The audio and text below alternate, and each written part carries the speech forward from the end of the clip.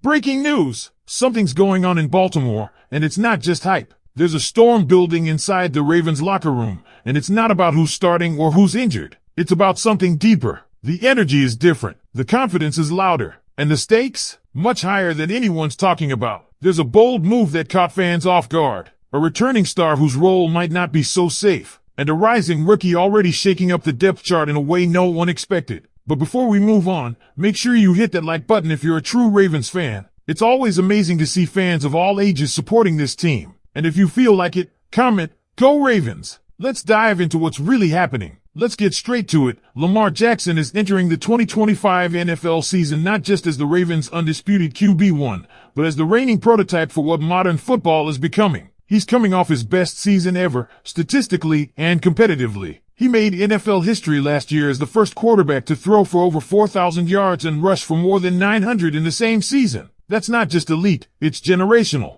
Add to that career highs in touchdowns, yards per attempt, and passer rating, with a career low in interceptions. Oh, and a 12-5 record topped off with an AFC North title. The man isn't just in his prime, he's redefining it. There's no debate, Lamar is that dude. And the Ravens are riding into 2025 on the strength of his cannon arm and elusive legs. But Lamar isn't doing it alone, and that's where this gets even more interesting. For the first time in his career, he's got a trio of wideouts who each bring something different to the field, and maybe for the first time ever, Baltimore's receiving core doesn't just feel competent, it feels dangerous. Zay Flowers, now entering year 2, is the clear WR1 and was the second most productive receiver in the entire league last season when blitzed 528 yards in those situations. Second only to one other duo in the NFL. That's chemistry you don't teach. That's instinct. And it's only getting stronger. Right behind him is Rashad Bateman, who gives Lamar the downfield threat he's never had consistently. And then, here's the twist. DeAndre Hopkins joins the flock as WR3. A player who was once the number one option in every offense he's been in is now potentially the third best receiver on this team. That speaks volumes about how much Baltimore has elevated its arsenal. Hopkins gives Lamar a true red zone,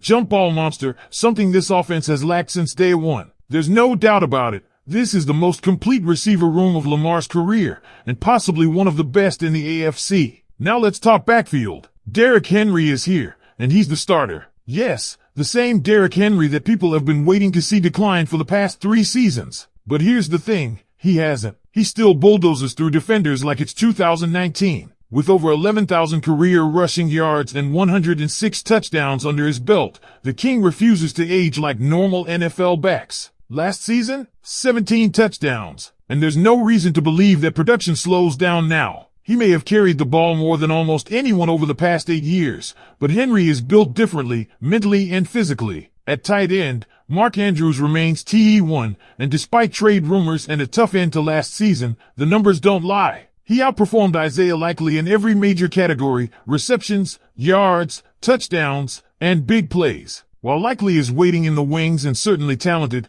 Andrews isn't giving up that role without a fight. And based on performance alone, he shouldn't have to. He's still a top-tier tight end in this league, and with this improved supporting cast, his red zone efficiency could skyrocket again. The offensive line, however, is a different story. From left to right, Ronnie Stanley, Andrew Voorhees, Tyler Linderbaum, Daniel Falale, and Roger Rosengarten. That lineup has the potential to be solid, but there's a key concern: Falale. He's shown flashes, but he's also struggled with consistency throughout the preseason. Right now, he looks like the weakest link on this offensive front, and that's not ideal when your first matchup is against a Buffalo defense that thrives on exploiting mismatches and protection. Ravens fans are hopeful, but cautious when it comes to this line. And that could be the X factor that defines how far this offense goes in 2025. Defensively, Baltimore is rolling out a familiar front with some intriguing upgrades. Adafoa and Travis Jones return as key disruptors, joined by Kyle Van Noy and the surging Tavius Robinson, who has unexpectedly cracked the starter or designation alongside Owa. Robinson's rise has been one of the quiet surprises of training camp. And then there's Mike Green, the rookie edge rusher who's drawn attention from scouts and fans alike since before draft day. He could be a rotational game changer. At linebacker, it's Roquan Smith, no questions there, and Trenton Simpson. Simpson enters the season with something to prove after virtually disappearing late last year. 0 playoff snaps. And that's not something this coaching staff will soon forget. He'll have competition breathing down his neck in Jake Hummel, Teddy Buchanan, and Jay Higgins. The job is his, for now, but he's going to need to show something early or risk being phased out once again. Now here's where the Ravens might be their most dangerous, the secondary. Nate Wiggins, Chidobe Awuzie, Marlon Humphrey in the nickel, Malachi Starks at free safety, and Kyle Hamilton at strong safety. Even without Jair Alexander, who's working back from injury, this group is elite, physical, fast, and loaded with playmakers. When Alexander returns, this becomes arguably the most complete secondary in the entire league. Then let's keep it rolling, because if there's one thing that could make or break this Ravens season right out of the gate,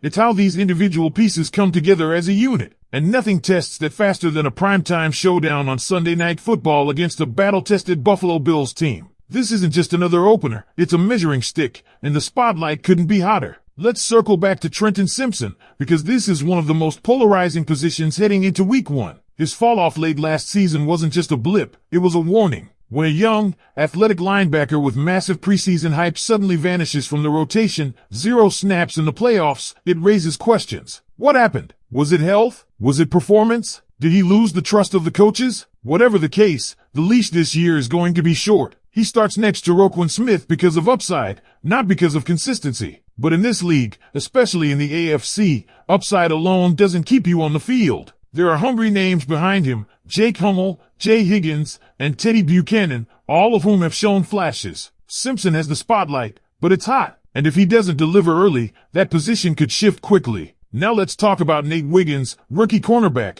potential lockdown defender, and a player who's already forcing tough decisions in the secondary. He's listed as a starter, and that alone is a massive storyline. Why? Because this isn't a develop slowly situation. He's being thrown into the fire against an elite QB and a loaded WR core in Buffalo. But what separates Wiggins isn't just his raw ability, it's his confidence. Coaches rave about his instincts, his burst, and his feel for the game. And with Marlon Humphrey holding down the nickel and Kyle Hamilton roaming the field like a heat-seeking missile, Wiggins has the supporting cast to grow fast and make mistakes without being isolated. Still, make no mistake, every throw that goes his way Sunday night will be a test. And Ravens fans will find out quickly if this kid is the real deal or still a work in progress. On the safety side, Malachi Starks is now the starting free safety. It's a massive role, and it speaks volumes about his growth in camp. The Ravens are trusting a young player to own the deep part of the field and serve as a security blanket for a defense that loves to attack. Kyle Hamilton, on the other hand, is fully unleashed. We saw glimpses last year of what he could be, blitzing off the edge, breaking up passes in coverage, and lighting up ball carriers near the line. But this year, he's not just a chess piece, he's the queen on the board. He's going to be everywhere. Hamilton is poised to have a breakout season, and Sunday night could be the first national showcase of what he's capable of when the leash is off. Up front on defense, the pressure is going to be critical. Adafoa's growth has been solid, but this is the year he needs to take a jump. The addition of Tavius Robinson into that starting or spot tells you that Baltimore's coaching staff sees something special. Robinson has been rising all camp and making enough noise to push a player like Oa for reps. That's not nothing. And then there's Kyle Van Noy, who adds veteran savvy, leadership, and reliability to a unit that thrives on chaos. Don't overlook Travis Jones either. His ability to plug the run and push the pocket could be a low-key key to stopping Buffalo's high-powered offense. But depth is where this defense might have its first real test. The edge group is deep. Mike Green has impressed since day one, but inside, there are some concerns. The Ravens' love Anais Peebles and John Jenkins is solid,